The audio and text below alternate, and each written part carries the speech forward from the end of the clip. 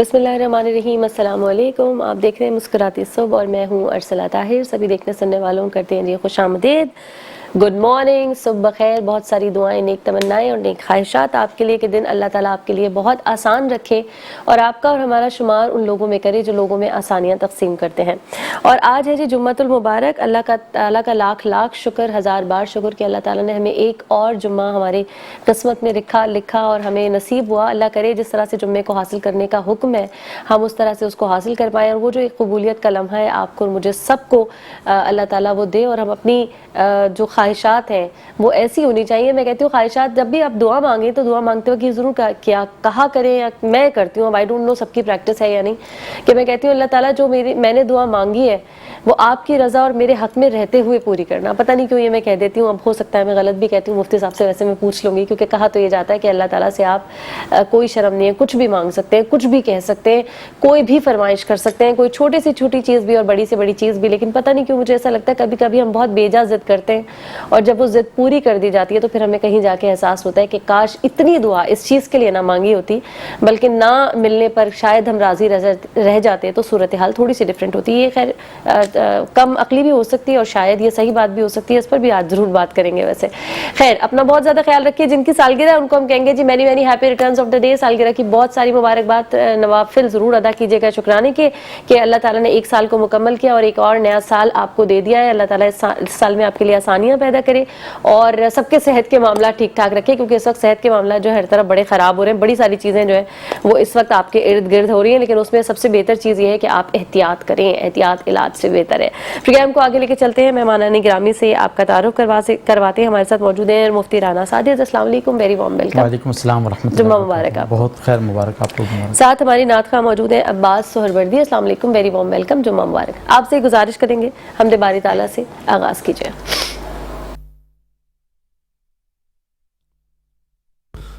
औज़ु बिल्लाहि मिनश शैतानिर रजीम, बिस्मिल्लाहिर रहमानिर रहीम।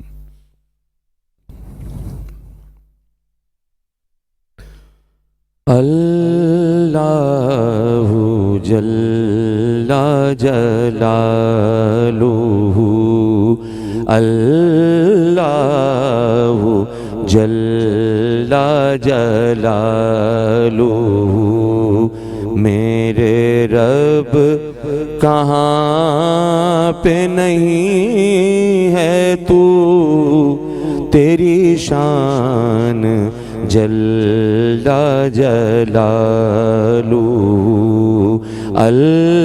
अल्लाहु जल्ला जलालुहु,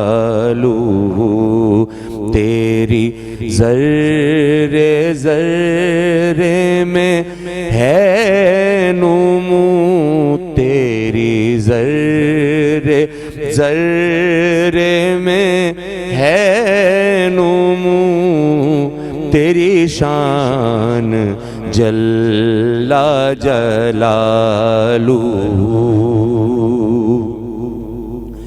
तेरी कुदरतों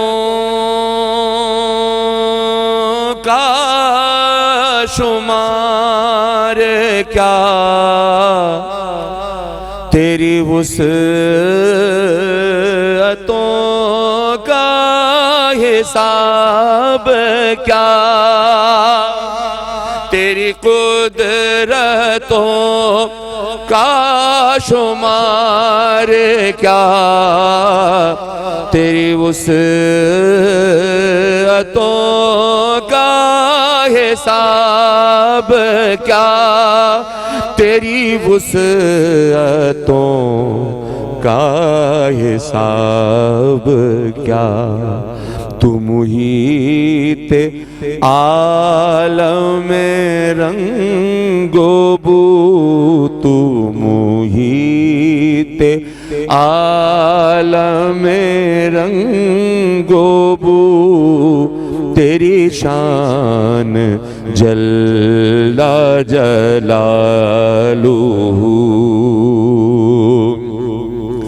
जिसे चाहे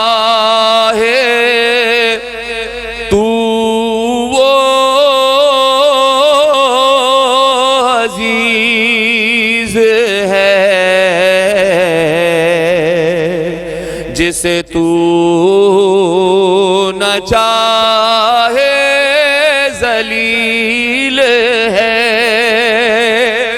جسے چاہے تو وہ عزیز ہے،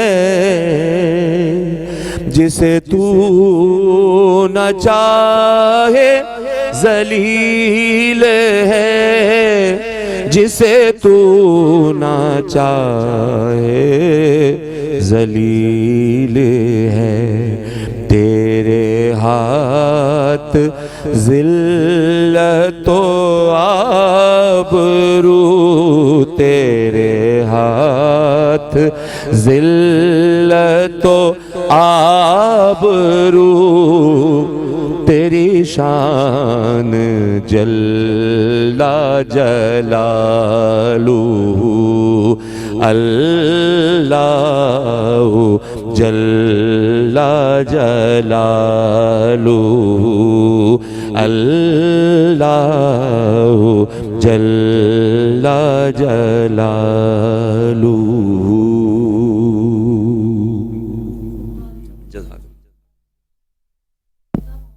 اخلاقیات ہے،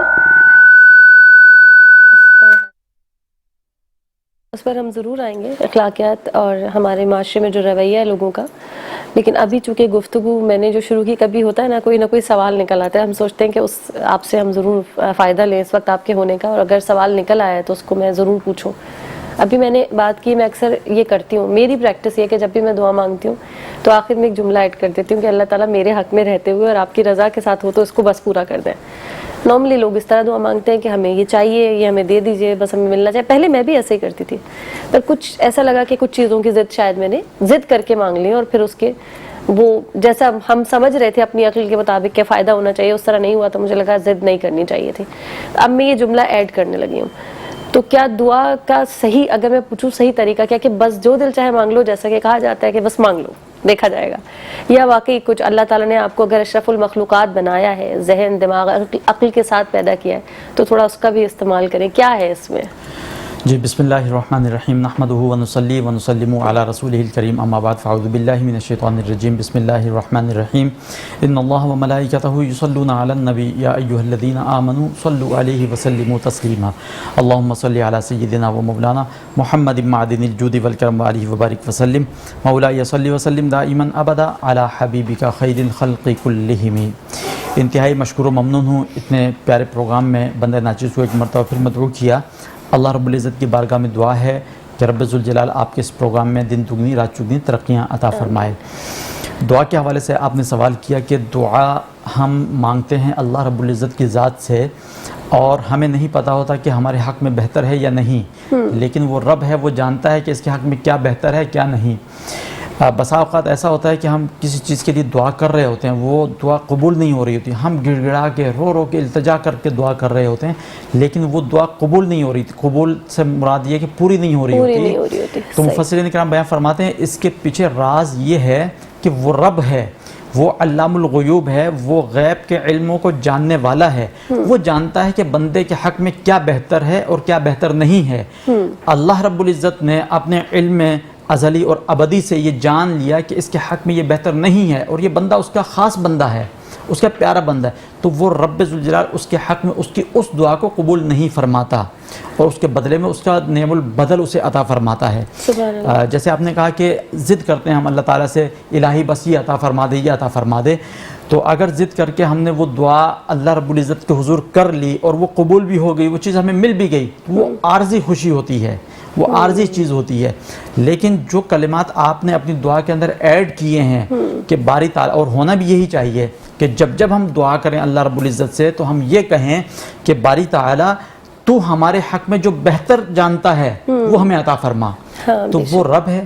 اگر ہم یہی اختیار اپنی ماں کو دیں کہ ماں کے پاس کچھ معاملات ہیں، وہ مثال کے طور پہ پیسے ہیں، ٹھیک ٹھاک آپ کہیں کہ امی مجھے پیسے دے دیں، امی کو یہ اختیار دے دیں کہ آپ جو مناسب سمجھتی میری ضرورت آپ کو پتہ ہے، آپ اس حساب سے دے دیں۔ صحیح۔ ایک ماں کو پتہ ہے کہ بچے کی کیا ضرورت ہے، اس حساب سے وہ دے گی۔ لیکن رب ذوالجلال کی ذات بابرکات مثالوں سے منزہ مبرہ ہے، لیکن ایک ماں سے 70 درجے بڑھ کر اپنے بندے سے محبت فرماتی ہے وہ ذات۔ سبحان اللہ، بے شک۔ تو وہ زیادہ بہتر جانتی ہے اللہ رب العزت کی ذات کے بندے کو کیا چاہیے، کیا دینا ہے، کیا لینا ہے، اور کس چیز کی اس وقت اس کو ضرورت ہے، اور کون سی چیز بعد کے لیے اس کو رکھی جائے۔ ایک چیز یہ ہو گئی، اور دوسری چیز میں یہ عرض کروں، دعا جب ہم اللہ رب العزت سے مانگتے ہیں تو دعا اگر قبول نہ ہو تو دعا مانگنا چھوڑنا نہیں چاہیے۔ حدیث مبارکہ کے اندر ہے، آقا دو جہاں صلی اللہ علیہ وسلم نے ارشاد فرمایا مفہوم حدیث کہ کل بروز قیامت جب نامہ اعمال کھولے جا رہے ہوں گے، حساب کتاب ہو رہا ہوگا، تو اس وقت غیب سے نامہ اعمال کے اندر ایسا اجر و ثواب داخل ہوگا بندے کے نامہ اعمال میں، بندہ حیران و پریشان ہوگا، باری تعالیٰ یہ تو میں نے عمل کیا ہی نہیں، یہ اجر و ثواب کہاں سے آیا؟ تو غیب سے ندا دینے والا ندا دے کر یہ کہے گا، اے بندے، دنیا کے اندر رہتے ہوئے تو جو دعائیں مانگتا تھا، وہ جو تیری دعائیں قبول نہیں ہوا کرتی تھی، ان کے بدلے میں اللہ رب العزت نے یہ اجر و ثواب عطا فرمایا۔ سبحان اللہ۔ اچھا، اس وقت بندہ یہ سوچے گا، یہ تمنا کرے گا، اے کاش میں دنیا میں دعائیں ہی کرتا رہتا اور میری کوئی دعا قبول نہ ہوئی ہوتی۔ سبحان اللہ۔ وہ التجا کرے گا، اتنا اجر و ثواب ہے۔ اور اللہ رب العزت سے دعا مانگنا اللہ رب العزت کو بے انتہا پسند ہے، چاہے ملے یا نہ ملے۔ وہ رب کہتا ہے کہ مجھ سے مانگو، مجھ سے دعا کرتے رہو، اور اللہ رب العزت کو یہ بے انتہا پسند ہے۔ جو دعا کرتا ہے تو رب ذوالجلال فخریہ انداز میں فرشتوں کے سامنے ارشاد فرماتا ہے، فرشتوں دیکھو میرا یہ گناہ گار بندہ مجھ سے دعا مانگ رہا ہے۔ سبحان اللہ۔ تو دعا ایک ایسی عبادت ہے کہ جسے عبادتوں کا مغز بھی قرار دیا گیا ہے، ماشاءاللہ، مغز قرار دیا گیا۔ زبردست۔ اچھا، ایک مجھے بات اس میں یہ بھی لگی کہ جب آپ دعا مانگتے ہیں، وہ ایک الگ موضوع ہے کہ قبول ہو یا نہیں ہو، اس کے آپ نے بہت اچھی تشریح کر دی، لیکن دعا مانگنے کا مجھے جو سمجھ میں آ رہا ہے اپنے سمجھ سے، کہ ایک کنیکشن، چاہے اب میں ایک چیز بھی مانگوں، ایک پانی کے گلاس کے لیے بھی دعا مانگوں، تو اگر میں نے اللہ سے مانگنا شروع کر دیا تو فوری طور پر آپ کا اللہ تعالیٰ سے کنیکشن بن جاتا ہے۔ کسی بھی چیز کے لیے اگر آپ دعا مانگ رہے ہیں تو وہ کہتے ہیں نا جی عبادت نہیں ہو رہی ہے، آپ کو وقت نہیں مل رہا، تو آپ تو اس طرح اللہ تعالیٰ سے ہر وقت جڑ سکتے ہیں کہ آپ نے دعا مانگی اور اللہ تعالیٰ سے آپ جڑ گئے، ایک کنیکشن بن گیا۔ یہ بھی اپنے آپ میں ایک عبادت ہی ہے۔ جی بالکل، اور وہ رب یہی چاہتا ہے کہ کہ بندہ ہم مجھ سے جڑے رہو، جڑا رہے، مجھ سے مانگتا رہے۔ اور گھر کا سربراہ بھی ہوتا ہے نا، وہ بھی یہی سمجھتا ہے کہ مجھ سے مانگے میں ان کو دیتا رہوں، اور ہلکا پھلکا چلتا رہتا ہے حساب کتاب۔ تو اللہ رب العزت تو تمام عالمین کا رب ہے، پروردگار ہے، وہ تو بے انتہا خوش ہوتا ہے اس معاملے میں۔ سبحان اللہ، زبردست۔ اور اتنی اچھی بات پر اس وقت ہو گیا، ایک چھوٹی سی بریک کا، جلدی سے جا رہے ہیں بریک پہ، واپس سارے ہمارے ساتھ بندے رہیے گا۔ ویلکم بیک ناظرین، ایک بار پھر سے کرتے ہیں خوش آمدید مسکراتے صبح میں، اور مفتی صاحب ہم آ جاتے ہیں جو ہمارا آج کا موضوع ہے اخلاقیات اور ہمارا معاشرہ۔ جی، بسم اللہ الرحمن الرحیم۔ اللہ رب العزت نے قرآن مجید فرقان حمید میں ارشاد فرمایا کہ وَإِنَّكَ لَعَلَىٰ خُلُقٍ عَظِيمٍ، اور اے محبوب صلی اللہ علیہ وسلم، بے شک ہم نے آپ کو خلق عظیم پر فائز فرمایا۔ اخلاق کیا ہے؟ اخلاق جو ہے یہ خلق کی جمع ہے۔ خلق کہتے ہیں اچھی عادات کو، انسان کے اندر جو اچھی عادتیں ہوتی ہیں، اچھا برتاؤ، اچھا رویہ، اس کے اندر اس کی گفتار بھی آ جاتی ہے، اس کا کردار بھی آ جاتا ہے، اس کے سارے معاملات، یعنی ایک انسان کا دوسرے انسان سے جو تعلق ہے نا، اس تعلق کے اندر جتنی اچھائیاں ہیں وہ ساری کی ساری اخلاق کے دائرے کے اندر آ جاتی ہیں۔ ٹھیک ہے۔ اور یہ اخلاق ایک ایسی عظیم نعمت ہے کہ جسے اللہ رب العزت عطا فرما دے تو وہ گویا کہ دنیا کے اندر رہتے ہوئے لوگوں کے دلوں کے اوپر حکمرانی کرتا ہے۔ بے شک ایسا اور اخلاق جیسی عظیم نعمت، اس کا جو سب سے بلند ترین رتبہ ہے، بلند ترین مرتبہ، وہ اللہ رب العزت نے آقا دو جہاں صلی اللہ تعالیٰ علیہ وسلم کو عطا فرمایا۔ آپ صلی اللہ تعالیٰ علیہ وسلم کی حیات طیبہ کو اگر ہم دیکھیں کہ اخلاق کسے کہتے ہیں یا اخلاق حسنہ کیا ہیں، تو آپ صلی اللہ علیہ وسلم کی حیات طیبہ سے ہمیں یہ بات پتہ چلتی ہے کہ اگر کوئی شخص آپ پر غصہ بھی کرتا تھا، زبردستی بھی کرتا تھا، تو آپ صلی اللہ علیہ وسلم کو اس کے بدلے میں اس پر غصہ نہیں آتا تھا۔ جہاں ہمارے معاشرے میں کیا ہے، کوئی اگر ہمیں صحیح بات بھی کہہ دے تو ہمیں فوراً غصہ آ جاتا ہے، لیکن سرکار دو عالم صلی اللہ علیہ وسلم کی ذات بابرکات کا مشاہدہ آپ اس ایک چھوٹے سے واقعے سے لگائیے کہ ایک یہودی عالم وہ کہتا ہے کہ میں نے کتب کے اندر یعنی توریت، زبور، انجیل میں پڑھا تھا کہ سرکار دو عالم صلی اللہ تعالیٰ علیہ وسلم کی نشانیاں، تو کہتا ہے کہ میں نے ساری نشانیاں دیکھ لیں، پا لیں، لیکن ایک نشانی جو خلق عظیم کی تھی، اخلاق حسنہ کی، وہ مجھے نہیں ملی تھی. تو اس کو جانچنے کے لیے میں چلا گیا بارگاہ رسالت مآب صلی اللہ علیہ وسلم میں کہ میں دیکھتا ہوں کیا ہوتا ہے. تو کہتا ہے کہ کافی عرصے تک مجھے جو ہے نا جس طرح میں چاہتا تھا، جس زاویے سے میں دیکھنا چاہتا تھا، وہ مجھے نظر نہیں آیا. اتفاق سے ایسا ہوا کہ ایک مرتبہ سرکار دو عالم صلی اللہ تعالی علیہ وسلم نے مجھ سے ادھار پر کھجوریں خریدیں اور ایک مدت کا تعین ہو گیا کہ فلاں تاریخ تک میں آپ کو یہ پیسے لوٹا دوں گا، اس کی قیمت ادا کر دوں گا. تو وہ یہودی کہتا ہے کہ وہ تاریخ آنے سے 3 دن قبل ہی میں بارگاہ رسالت مآب میں پہنچ گیا اور میں نے زبردستی شروع کر دی. میں نے کہا کہ بھائی آپ نے مجھ سے کھجوریں لی ہیں، اس کے پیسے مجھے لوٹاؤ. اور میں نے زور زبردستی سے بات کی، چلا کر بات کی. تو اس کے جواب میں کہتا ہے کہ میں نے دیکھا کہ آقا دو جہاں صلی اللہ علیہ وسلم خاموش ہو گئے. آپ صلی اللہ علیہ وسلم نے ایک لفظ ادا نہیں ارشاد فرمایا، یہ نہیں کہا کہ ابھی تو 3 دن باقی ہیں. اچھا، کہتا ہے کہ میں نے پھر اور آگے باتیں کی کہ تمہارے خاندان میں کیا لوگ ایسا ہی کرتے ہیں کہ ادھار لینے کے بعد پھر دوبارہ پیسے نہیں لوٹاتے؟ تو کہتے ہیں کہ سرکار دو عالم صلی اللہ علیہ وسلم کے اصحاب بھی موجود تھے، ان میں فاروق اعظم بھی موجود تھے. وہ ایک دم غصے میں آ گئے. غصے میں آ کر انہوں نے ایک دم تلوار پر ہاتھ رکھا کہ ابھی اس کی گردن اڑا دوں، لیکن آقا دو جہاں صلی اللہ علیہ وسلم نے اسے منع فرما دیا. پھر وہ شخص کہنے لگا کہ آپ کب میرے پیسے لوٹاؤ گے اور کیا ہوگا معاملہ؟ اس طرح ابھی گفتگو چلی رہی تھی. تو فاروق اعظم آگے بڑھے. انہوں نے آگے بڑھ کے کہا، عرض کی، یا رسول اللہ صلی اللہ علیہ وسلم آپ حکم دیں اس گستاخ کا میں سر تن سے جدا کر دوں. آپ صلی اللہ تعالی علیہ وسلم کا خلق عظیم دیکھیے. اس موقع پر بھی عمر فاروق کو دیکھ کر مسکرا اٹھے. مسکراتے ہوئے کہنے لگے، اے عمر، تم سے مجھے یہ توقع نہیں تھی. تمہیں تو مجھے یہ کہنا چاہیے تھا کہ اس کا جو ادھار ہے اس کا ادھار لوٹاؤ واپس. الٹا تم یہ کہہ رہے ہو کہ میں اس کی گردن اتار دوں. تمہارا یہ فرض بنتا تھا تم اس موقع پر مجھے یہ کہتے کہ جو لین دین ہے اس لین دین کو کلیئر کرو. اور پھر سرکار دو عالم صلی اللہ تعالی علیہ وسلم نے ارشاد فرمایا، اے عمر، جاؤ اس کا ادھار بھی اتار دو اور اس کے بدلے میں اس کو مزید زیادہ عطا کر دو، زیادہ دے دو. ایسی کون سی ذات ہے جو اس قدر اخلاق حسنہ پر فائز ہو؟ آج ہم اگر کسی سے ادھار لے کر آ جائیں اور وہ اس کو ضرورت پڑ جائے، وہ مانگنے آ جائے، تو ہمارے ناک منہ بن جاتے ہیں اور پیسے دے بھی دیں گے بے دلی کے ساتھ، اور پھر وہ دل کے اندر ایک میل ہم جو ہے وہ رکھ لیں گے. تو اخلاق حسنہ کی جو اعلیٰ سیڑھیاں ہیں، اعلیٰ مراتب اور اعلیٰ منازل، ان کے اوپر اللہ رب العزت نے سرکار دو عالم صلی اللہ علیہ وسلم کو فائز فرمایا. اور پھر آقا دو جہاں صلی اللہ علیہ وسلم نے اپنی امت کو یہ تعلیم فرمائی کہ اخلاق کے دامن کو اپنے ہاتھ سے تھامے رکھو. جس قوم نے اخلاق کے دامن کو تھامے رکھا وہ قوم ترقی یافتہ ہوتی چلی جائیں گی. اور اخلاقیات کے اندر کیا آتا ہے؟ آپس میں ایک دوسرے کا لین دین جس میں وعدہ خلافی نہیں ہونی چاہیے، جھوٹ بالکل نہیں ہونا چاہیے، غیبت نہیں ہونی چاہیے، ایک دوسرے کے ساتھ ظلم و ستم نہیں ہونا چاہیے. یعنی ہر وہ عمل کہ جس سے دوسرے کو نقصان پہنچتا ہو اس سے آپ نے باز رہنا ہے. یہ اخلاقیات ہیں. ہمیشہ سچ بولنا ہے، اپنی ذات سے کسی کو تکلیف نہیں دینی اور دوسروں کے کام آنا ہے. یہ وہ باتیں ہیں کہ جس کو اگر ایک مسلمان بندہ، یہ ایک عام انسان اپنا لے، اللہ رب العزت خود بخود اس بندے کی محبت دیگر لوگوں کے دلوں کے اندر گویا کہ وہ رائج فرما دیتا ہے. سرکار دو عالم صلی اللہ تعالی علیہ وسلم کے یہ اخلاق کریمہ ہی تھے کہ جب اعلان نبوت نہیں فرمایا تھا، ابھی اعلان نبوت نہیں ہوا تھا، لیکن آپ صلی اللہ علیہ وسلم جب قریش کے سامنے گئے، کفار کے سامنے، تو آپ صلی اللہ علیہ وسلم نے ارشاد فرمایا کہ تم مجھے بتاؤ کہ میں کون ہوں. تو انہوں نے کہا آپ محمد ابن عبداللہ ہیں اور آپ صادق و امین ہیں. ہمیں پتہ ہے کہ آپ کبھی جھوٹ نہیں بولتے، آپ کبھی دھوکہ نہیں دیتے، آپ کبھی امانت کے اندر خیانت نہیں کرتے. تو یہ آپ صلی اللہ تعالی علیہ وسلم کا بچپن سے لے کر اعلان نبوت تک کی جو زندگی ہے اس میں آپ کے اخلاق کریمانہ ہی تھے کہ جن کی وجہ سے کفار جو آپ کے سخت ترین دشمن بنے بعد میں آپ کی تعریف کرنے پر مجبور ہوئے. اور یہ ایک ایسا پہلو ہے کہ جس کے ذریعے سے سرکار دو عالم صلی اللہ علیہ وسلم نے دین اسلام کی ترویج و ارشاد فرمائی.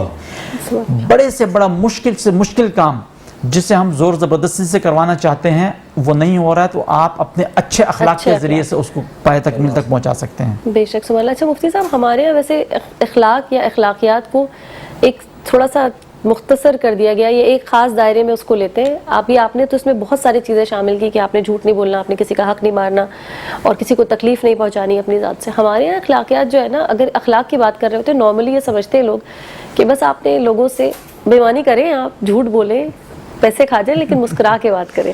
ہمارے اتنا سا یہ اخلاق حسنہ کو بس اتنے سے اس میں رکھ دیا گیا ہے. جی یہ کیا ہے, یہ کون سا رویہ ہے؟ اس کے متعلق میں عرض کروں کہ اللہ تبارک و تعالیٰ نے قرآن مجید میں ارشاد فرمایا کہ یا ایھا الذین آمنوا ادخلوا فی السلم کافہ، اے ایمان والو دین اسلام میں پورے کے پورے داخل ہو جاؤ. لیکن ہم کیا کرتے ہیں کہ جہاں ہمیں فائدہ نظر آ رہا ہوتا ہے دین کا وہ حصہ ہم لے لیتے ہیں. جس طرح بنی اسرائیل کی قوم کیا کرتی تھی، ان کے فائدے کی جو آیتیں ہوتی تھی توریت زبور انجیل کے اندر، وہ اپنی فائدے کی آیتیں نکال لیتے تھے اور الگ کر لیتے تھے اور باقیوں کو چھپا لیتے تھے. ابھی بھی اب اس موقع پر اس دور کے اندر اگر ہمیں اپنا مطلب کہیں نظر آ رہا ہوگا تو ہم دین کی بات کریں گے. دیکھو دین بھی ہمیں یہ کہہ رہا ہے فلانا کہہ رہا ہے، لیکن ہم نے اگر کسی کا حق کھایا ہوا ہوگا اور کوئی اور اگر ہمیں دین کی بات بتائے کہ بھئی کسی کا حق کھانا مناسب نہیں ہے، وہ بات ہمیں بری لگے گی. تو اس کا مطلب یہ کہ ہم دین کے اندر پورے کے پورے داخل نہیں ہیں. اللہ رب العزت فرماتا ہے دین میں پورے کے پورے داخل ہو جاؤ، چاہے تمہیں نقصان ہو یا فائدہ ہو، دین پورے کا پورا اپنے اوپر نافذ کر لو. اور یہی وجہ ہے کہ حکم دیا گیا کہ جھوٹ مت بولو، چاہے تمہیں کتنا ہی کروڑوں کا نقصان کیوں نہ ہو جائے. اور جھوٹ کے متعلق منع فرمایا گیا کہ جھوٹ بندہ جب جھوٹ بولتا ہے بولتا چلا جاتا ہے یہاں تک کہ وہ جھوٹوں میں لکھ دیا جاتا ہے اور وہ پھر جھوٹ اس کو جہنم کی طرف رہنمائی کرتا ہے. حالانکہ جھوٹ ہمارے بات میں آج کل ہم جھوٹ بولتے ہیں. بالکل کوئی بھی کہاں گئے تھے بھائی میں، اور اس کا جواب بھی یہ پیش کیا جاتا ہے کہ اس سے کسی کا نقصان تھوڑی ہوا ہے. جی بالکل یہ اگر میں نے ایسی ایک بات کر دی تو کوئی نقصان نہیں ہوا، یہ بھی لوگ پیش کرتے ہیں. حالانکہ شریعت کے اندر جھوٹ بولنے کی صرف اجازت 2 جگہوں پر ہے. 2 جگہوں پر اجازت ہے جھوٹ بولنے کی. مثال کے طور پہ میاں بیوی میں آپس میں چپکلش ہے اور کسی تیسرے بندے کے پاس فیصلہ آیا ہے کہ بھئی ان دونوں کی چپکلش دور کروا دیں. اگرچہ اس نے ساری باتیں سنی تو وہ اگرچہ اس کی بیوی نے اس کے شوہر کی تعریف نہیں کی ہو تو وہ شوہر کو کہہ سکتا ہے یار وہ تو آپ کو بہت پسند کرتی ہے، وہ تو آپ سے محبت کرتی ہے، وہ تو آپ کی تعریفیں کری ہے آپ کے غیر موجودگی میں، گویا کہ یعنی وہ رشتہ بنانے کے لیے جھوٹ بولا جا سکتا ہے. اور یہ اس چیز کی شریعت نے جو ہے اجازت. دوسرا، جو 2 مسلمانوں کے درمیان اگر جھگڑا ہو اور حکمت کے تحت اتنا جھوٹ بول کے کہ اس جھگڑے کو جو بہت بڑا جھگڑا ہو ختم کیا جا سکتا ہے، تو اس موقع پر حکمت کے تحت وہ جھوٹ جو ہے گویا کہ شریعت اس کی اجازت دیتی ہے، بولا جا سکتا ہے. سبحان اللہ، بڑی اچھی بات ہو گئی. آپ سے گزارش کریں گے نعت رسول مقبول صلی اللہ علیہ وآلہ وسلم پیش کرنے کی سعادت حاصل کریں. اللہم صلی اللہ سیدنا و نبینا و علی سیدنا و علی محمد و صحابی سیدنا و علی محمد و علیہ وسلم.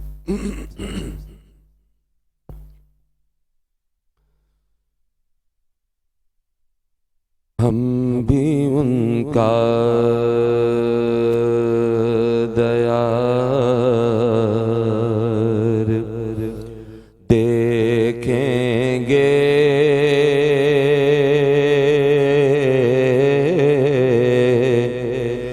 ہم بھی ان کا دیار دیکھیں گے، لطف پروردگار دیکھیں گے، لطف پروردگار دیکھیں گے، ہم بھی ان کا دیار دیکھیں گے. سامنے ہوگا گنبد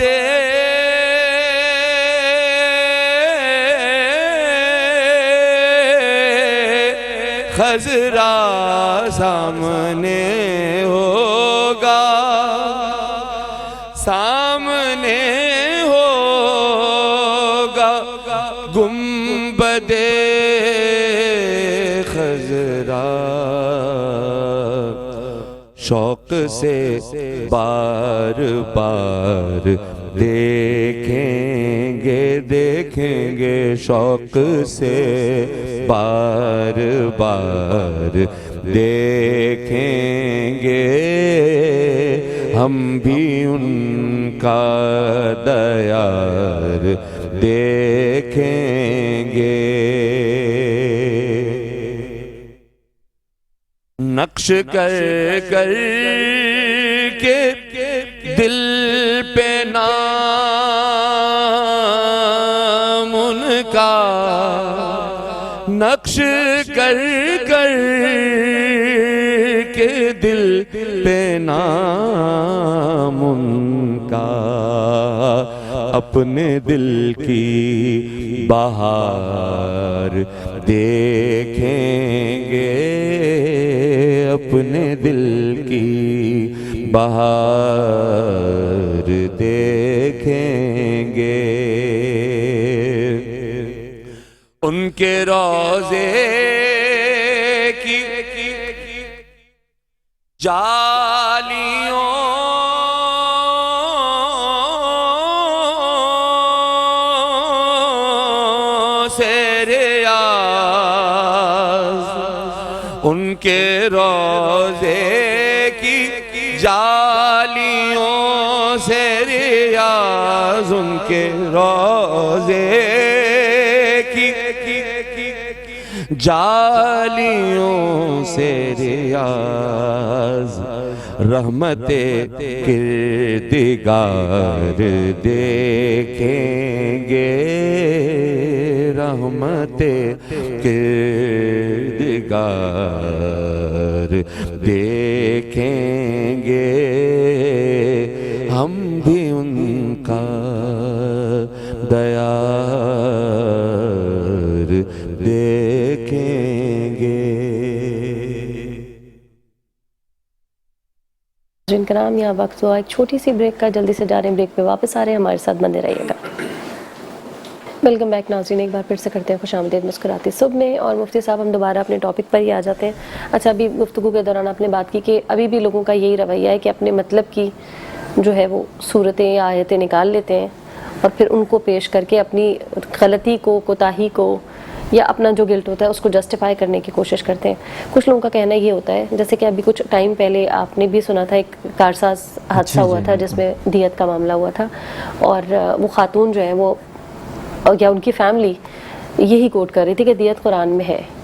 تو ایک طرف تو لوگ ان کے حق میں بات کر رہے تھے کہ ٹھیک ہے اللہ تعالیٰ نے یہ سہولت دی ہے تو وہ یہ استعمال کر سکتے ہیں، دوسری طرف لوگ یہ کہہ رہے تھے کہ وہ جو قرآن کی یا اسلام کی سہولت لے رہے ہیں اس وقت، ان کی پوری زندگی اس طرح سے نہیں گزری ہے، اس پر عمل کرتے ہوئے نہیں گزری۔ یہ کون سا مزاج ہے؟ مطلب اس کو کس طرح سے لیں گے، اور اللہ تعالیٰ کے یہاں اس کو کس طرح سے لیا جاتا ہے کہ اگر آپ فالو تو پورا نہیں کر رہے لیکن یہ آپ ضرور کر لیتے ہیں کہ یہ ہم نے سہولت ملی ہے تو ہم اس کو پراپر۔ دیکھیں، دین اسلام ایک ایسا دین اور ایک ایسا مذہب اللہ رب العزت نے ہمیں عطا فرمایا ہے کہ اس کے اندر کوئی جبر اور اکراہ نہیں ہے۔ لا اکراہ فی الدین، اللہ رب العزت ارشاد فرماتا ہے دین کے اندر کوئی اکراہ، کوئی جبر نہیں ہے۔ یہ ایسا دین ہے کہ مطلب اس پہ عمل کرنے کے لیے ہمیں کوئی پاپڑ نہیں بیلنے پڑتے، کوئی لوہے کے چنے نہیں چبانے پڑتے، بلکہ ہماری جو روزمرہ کی زندگی ہے اس کو تھوڑا سا ہم اللہ اور اس کے رسول کی اطاعت کے مطابق کر لیں تو ہماری دنیا جنت بن سکتی ہے۔ سبحان اللہ۔ اور دیت کا معاملہ جو تھا، دیت کا معاملہ بالکل صحیح ہے، لیکن یہ باہمی رضامندی سے ہوتا ہے۔ باہمی رضامندی ہو گئی، جو متاثرین ہیں ان کے ساتھ اگر ان کا معاملہ طے پا گیا تو قرآن مجید فرقان حمید کے اندر اس کے احکام موجود ہیں۔ تو ہم اس طرح تو پھر ہر چیز میں لوگوں کا سوال تھا، تو پھر تو ہم اس طرح سے ہر چیز میں اپنے مطلب کی چیز نکال کر سکتے ہیں۔ وہی میں عرض کر پھر رہا یہ ہوں، غلط کیوں ہو گیا، باقی چیزیں کیوں غلط؟ وہی میں عرض کر رہا ہوں۔ دیکھیں، قرآن مجید فرقان حمید میں یعنی دین اسلام کے اندر اللہ رب العزت نے بیت اللہ سے لے کر بیت الخلاء تک کے تمام معاملات کو ذکر فرما دیا۔ آپ کو کھانا کیسے کھانا ہے، آپ کو پانی کیسے پینا ہے، آپ کو کاروبار کیسے کرنا ہے، آپ کو لین دین کیسے کرنا ہے، آپ کو جناب والا کسی سے کوئی بھی معاملات کرنے ہیں، آپ نے اپنی زندگی کے اندر جو کام کرنا ہے نا اس کا حکم شرعی دین اسلام کے اندر موجود ہے۔ اب آپ پہ ڈیپینڈ کرتا ہے یا ہم پہ ڈیپینڈ کرتا ہے ہم پوری زندگی کو جو ہے دین اسلام کے مطابق کر لیں، یا زندگی کے چیدہ معاملات جو ہے ان کو اس کے مطابق جو ہے وہ ڈھالیں۔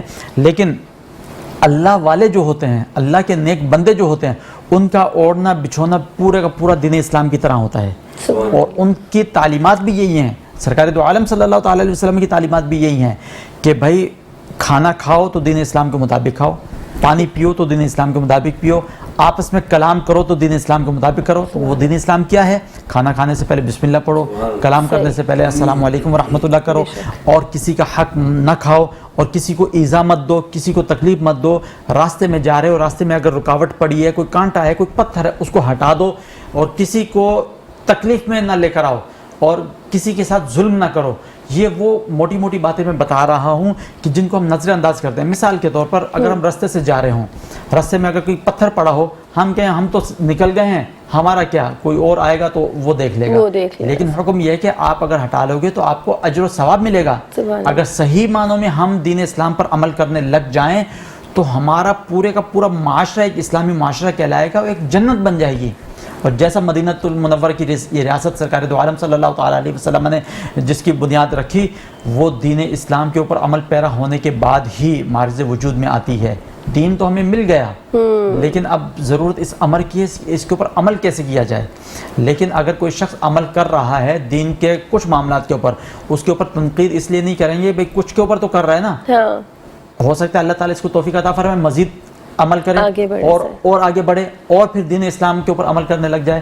لیکن یہاں افسوس کا مقام یہ ہے کہ ایک شخص اگر کوئی مثال کے طور پہ بے نمازی ہے, نماز نہیں پڑھتا, کسی دن اگر وہ بھول کے اتفاق سے یا اس کے دل کے اندر خیال آ جائے وہ مسجد چلا جائے نماز پڑھنے کے لیے, اس کے دوست احباب اس کے اوپر تانا زنی کر کر کے بھائی آپ تو مولوی بن گئے, آپ تو یہ ہو گئے, اس کو بدزن کر دیتے ہیں, تو وہ بجائے آگے بڑھنے کے اور پیچھے ہو جاتا ہے. تو یہ گویا کہ نیک کام سے روکنے کا ایک حربہ شیطان کا ہے, اس سے ہمیں بچنا چاہیے. اپریشیٹ کرنا چاہیے ہر نیک کام جو دین اسلام سے متعلق ہو, تعلق رکھنے والا ہو, دین اسلام کے مطابق عمل کرنے والا ہو. بندہ اگر اس پر عمل کر رہا ہے اس کو اپریشیٹ کرنا چاہیے تاکہ اور لوگ آگے بڑھیں اور دین کے اوپر عمل کریں. بے شک. اچھا مفتی صاحب, یہاں پر نا دین کی اگر ہم بات کرتے ہیں نا تو اس میں لوگ پہلی کلاس اور دوسری کلاس والا فارمولا نہیں لگاتے. وہ جو ابھی آپ نے بات کی تھی نا کہ دین اسلام میں پورے داخل ہو جاؤ, یہ والی بات کرتے ہیں. اگر آپ کچھ اچھا کام کرنے لگیں, کوئی دو چیزیں آپ کی اچھی اور دو گڑبڑ ہوں اور آپ اچھائی کی طرف جا رہے ہیں, تو یہ سننے کو ملتی ہے کہ آپ ایسا کیوں, آپ پہ نہیں اچھا لگتا, یا آپ اتنے تو فضول کام کر رہے ہیں, کیا کر رہی ہیں, اور آپ یہ نماز پڑھ رہی ہیں, آپ تو بالکل یہ پورے داخل ہوں یا تو سب چھوڑ دیں یا نہیں. تو یہ مجھے سمجھ میں نہیں آتا. یہ شیطان کا حرب ہے. دیکھیں اللہ رب العزت نے بنی نوع انسان کو پیدا فرمایا نا, انسان کا مطلب ہے نسیان. فرشتے اگر انسان گناہ نہ کریں تو وہ فرشتے ہیں, اگر انسان کے اندر سے نفس نکال دیا جائے تو فرشتے ہیں. فرشتوں سے گناہ سرزد نہیں ہوتا. گناہ کس سے سرزد ہوگا؟ انسان سے ہوگا سرزد. تو گناہوں کے متعلق تو رب ذوالجلال نے ارشاد فرمایا ہے کہ گناہوں سے بچو, لیکن اگر بھول چوک میں گناہ ہو جائیں تو پھر مجھ سے معافی مانگو. لیکن اگر کوئی نیک کام کر رہا ہے اور غلط کام بھی کر رہا ہے ساتھ میں, اس کو چاہیے کہ وہ غلط کام چھوڑ دے. لیکن تیسرے بندے کو یہ نہیں کہنا چاہیے اس کو کہ بھئی ادھر یہ غلط کام کرو ادھر نماز پڑھ رہو. اس غلط کام کی وجہ سے اس کو نماز سے بھی دور کر رہا ہے وہ. اور یہ شیطان کا حربہ ہے. یہ شیطان بندے کے ذریعے سے اس بندے کے دماغ میں ڈالتا ہے بھئی میں تو ہوں ہی برا, میں نماز پڑھ کے کیا کروں گا. حالانکہ نماز تو سب کے اوپر فرض ہے. نیک کام ہر بندہ کر سکتا ہے, ہر مسلمان کر سکتا ہے. کوئی بندہ کسی برائی کو بنیاد بنا کر اس کو نیک کام سے روکے گا تو وہ خود بھی گناہ گار ہوگا, اور اگر اس کے روکنے پر وہ رک گیا تو یہ ڈبل گناہ گار ہوگا. ہمیں تو کوئی ایسا بندہ روئے زمین پر شاید نہ ہو آج کے دور کے اندر کہ جس سے کوئی گناہ سرزد نہ ہوا ہو. بات میں ہم جو ہے وہ گناہ کرتے ہیں, جھوٹ بولتے ہیں یا کسی کی چغلی غیبت اس طرح کے معاملات کر جاتے ہیں. تو یہ چیزیں کرنے کے بعد ہم جب نیک کام کرتے ہیں نا تو وہ نیک کام ہمارے ان گناہوں کا کفارہ بن جاتا ہے. اللہ رب العزت ان نیک کاموں کے ذریعے سے ہمارے ان گناہوں کو معاف فرما دیتا ہے. اور پھر جب ہم رب ذوالجلال کے حضور گڑ گڑاتے ہیں, دعا کرتے ہیں, التجا کرتے ہیں, باری تعالیٰ تیرے گناہ گار بندہ ہوں, جانے انجانے میں غلطی ہو گئی, شیطان کے بہکاوے میں, نفس کے بہکاوے میں یا کچھ بھی, باری تعالیٰ تو رب ہے, تو ہمیں معاف فرما. رب ذوالجلال کو بندے کا توبہ کرنا, بندے کا معافی مانگنا بے انتہا پسند ہے. وہ چاہتا ہے کہ بندہ مجھ سے بار بار معافی مانگے. تو کوئی بھی شخص اگر نیک کام کرے تو اس کو اپریشیٹ کرنا چاہیے, نہ کہ اس سے بدزن کیا جائے. بدزن کرنے والا خود تو کر نہیں رہا وہ نیک کام, لیکن اس کو بھی بدزن کر رہا ہے تو ڈبل گناہ کا مرتکب. اور اگر خود بڑے اچھے کام کر رہا ہے لیکن صرف یہ والا ایک نقصان کر رہا ہے پھر کہ دوسروں کو, ایک ہمارے یہاں ایک مزاج یہ بھی ہے کہ جب آپ بہت زیادہ مذہب کی طرف ہو جاتے ہیں, دین کی طرف ہو جاتے ہیں, اور بہت اگر خاندان میں کوئی ایک یا دو لوگ ایسے نکل آئے تو ان کے اندر وہ مانے یا نہ مانے لیکن ایک طرح کا غرور, میں کہوں گی تکبر سا آ جاتا ہے کہ میں تھوڑا افضل ہوں ان تمام لوگوں میں. تو پھر اس کے بعد وہ جو یہ جو سوچ ان کے اندر آتی ہے وہ دوسروں کو حقیر فیل کرواتی ہے کہ میں اس وقت اللہ کے بہت قریب ہو چکا ہوں اور آپ کی وہ ویلیو نہیں ہے. تو اللہ تعالیٰ کے نزدیک یہ جو بات آپ نے ابھی کی ہے نا, ہمارا آج کا ٹاپک بھی بیسیکلی یہی ہے, حسن اخلاق. حسن اخلاق کے اندر غرور اور تکبر نہیں ہے. یاد رکھیے حسن اخلاق کے اندر عاجزی وہ اور کہتے ہیں یہ انکساری قابل فخر ہے کہ ہم جو ہے اللہ کے قریب ہیں، اللہ نے ہمیں پسند کیا ہے۔ روئے زمین پر سب سے زیادہ عبادت جس ذات نے کی ہے وہ ابلیس ہے، مطلب ابلیس نے روئے زمین کا کوئی چپا ایسا نہیں چھوڑا جہاں اسے سجدہ نہ کیا ہو، لیکن اس کے دل کے اندر جب غرور و تکبر آیا تو اللہ رب العزت نے اس کی ساری عبادتیں اس کے منہ پر دے ماری اور اس کو راندے درگاہ کر دیا، اپنی بارگاہ سے دور کر دیا، ابلیس لعین شیطان قرار پایا۔ کوئی بھی شخص اگر رب ذوالجلال کی عبادت کرتا ہے، اس کے دل کے اندر غرور و تکبر آ گیا ہے تو اس کو اپنا محاسبہ کرنا چاہیے، اس کو اپنا جائزہ لینا چاہیے۔ اللہ رب العزت کی ذات کے لیے ہے صرف غرور و تکبر، صرف غرور و تکبر اللہ رب العزت کی ذات کے لیے۔ اللہ رب العزت اپنے بندوں سے عجز اور انکسار چاہتا ہے، وہ چاہتا ہے کہ میرا بندہ عاجزی اور انکساری سے پیش آئے، ہر بندے سے عاجزی انکساری سے۔ اور جو شخص صحیح معنوں میں دین پر عمل کرنے والا ہوگا، آپ دیکھیں گے اس کے اندر عجز اور انکسار لازمی ہوگا، اور غرور و تکبر جس بندے کے اندر آ جائے تو وہ پھر اس کی عبادتیں گویا کہ اس کے شاید کام نہ آئیں۔ اللہ رب العزت سے دعا مانگنی چاہیے کہ اللہ رب العزت ہمیں غرور و تکبر سے محفوظ فرمائے۔ آمین ثم آمین۔ اور کیونکہ اجازت کا وقت ہے، میں چاہ رہی ہوں جاتے جاتے ایک اچھا سا پیغام دیں، پھر ہم آپ کی طرف آئیں گے۔ جی، آج کے اس پروگرام کی مناسبت سے یہی جو ٹاپک ہمارا ہے، اسی حوالے سے عرض کروں گا کہ حسن اخلاق کو ہمیں لازمی اختیار کر لینا چاہیے، اور جس سے بھی میل جول ہو، والدین سے، بہن بھائیوں سے، اعزاء اقربا سے، پڑوسیوں سے اچھے انداز میں ان سے ملیں، خندہ پیشانی سے ملیں، مسکرا کر ملیں، اور ان کے کسی کام آنے کی کوشش کریں، اور بلا معاوضہ، یعنی کوئی لالچ نہ ہو کہ میں یہ کام کروں گا تو اس کے بدلے میں مجھے یہ ملے گا۔ یہ سرکار دو عالم صلی اللہ تعالیٰ علیہ وسلم کی سنت مبارکہ ہے۔ اگر حسن اخلاق کو ہم نے تھام لیا تو اللہ رب العزت خود بخود ہماری عزتوں کے اندر بھی اضافہ فرمائے گا، اور رب ذوالجلال کی ذات بابرکات جو ہے وہ ہمارے نامہ اعمال کے اندر نیکیوں کا تیزی سے اضافہ فرمائے گا، اور پھر آنے والی جو مصیبتیں ہوتی ہیں وہ انہی نیکیوں کی وجہ سے ایک ایک کر کے ٹلنا شروع ہو جاتی ہیں۔ تو ہمیں چاہیے کہ حسن اخلاق کے دامن کو اچھی طرح اپنے دامن تھامے رکھیں اور اس پر عمل پیرا رہیں۔ آمین ثم آمین۔ اللہ تعالیٰ ہمیں اور آپ کو عمل کرنے کی توفیق عطا فرمائے۔ کوئی بھی بات اگر آج ہمیں سمجھ میں آئی ہے، ہمارے دل کو لگی ہے، تو عمل کی دعا ضرور کیجیے گا۔ اور بہت بہت شکریہ مفتی صاحب آپ کا بہت بہت شکریہ۔ وقت ہو رہا ہے بریک کا، لیکن جانے سے پہلے ہم درخواست کریں گے آپ سے نعت رسول مقبول صلی اللہ علیہ وآلہ وسلم پیش کرنے کی سعادت حاصل کریں۔ اللہم صلی اللہ سیدنا و نبینا و علی سیدنا و محمد علیہ وسلم۔ سرکار دو عالم صلی اللہ علیہ وسلم کے اخلاق کے بعد جو ہمیں اخلاق نظر آتے ہیں وہ صحابہ اکرام اور اہل بیت اطہار کے نظر آتے ہیں۔ اسی حوالے سے یہ کلام آپ کے سامنے پیش کرتا ہوں ان کی شان میں۔ میں تو پنجتن کا غلام ہوں، میں تو پنجتن کا غلام ہوں، مجھے عشق ہے تو خدا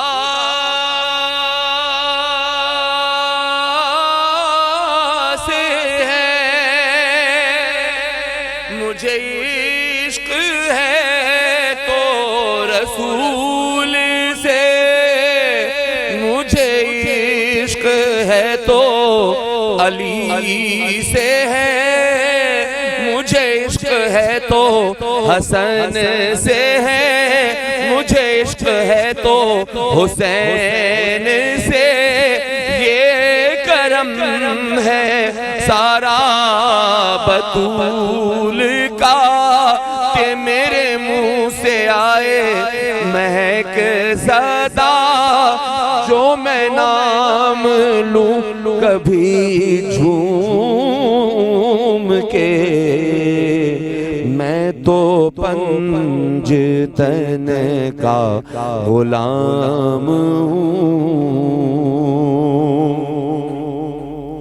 اور ہے جو بنت سرور انبیاء،